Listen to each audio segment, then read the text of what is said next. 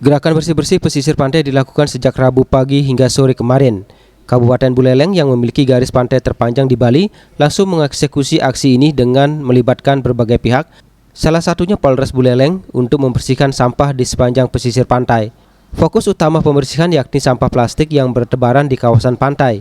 Menurut perbekal Desa Tukadmungge, Kadek Surya Darmawan, pesisir pantai di wilayahnya kerap dipenuhi sampah kiriman saat musim hujan.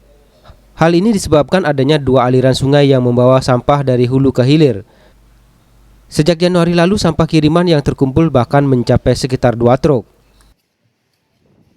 Setiap tahun kami mendapatkan sampah kiriman hampir 2 truk itu di bulan Januari dan Februari.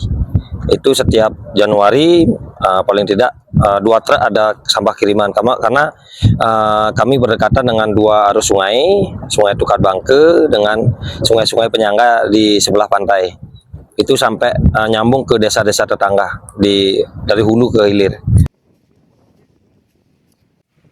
Sementara itu, Kabag Ops Polres Buleleng Kompol Made Agus Dwi Wirawan menyatakan dari aksi pembersihan pantai yang melibatkan 9 polsek, jajaran Polres Buleleng berhasil dikumpulkan lebih dari 150 kg sampah plastik dan sampah lainnya.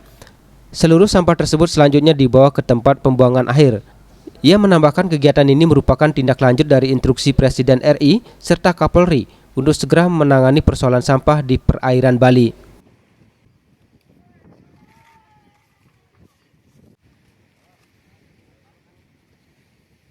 Untuk hari ini, kalau kita hitung dari timur ke barat, sekitar 700-an orang yang terlibat dalam kegiatan bersih-bersih pantai. Dan sudah mengamankan sekitar 175 kg sampah yang akan kita angkut dan kita bawa ke tempat pembuangan sampah.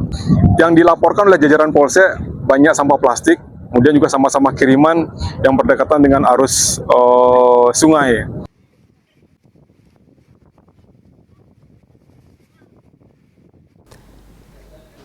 Selain melibatkan jajaran kepolisian, aksi bersih-bersih pantai ini juga melibatkan unsur TNI, pelaku pariwisata, serta masyarakat setempat.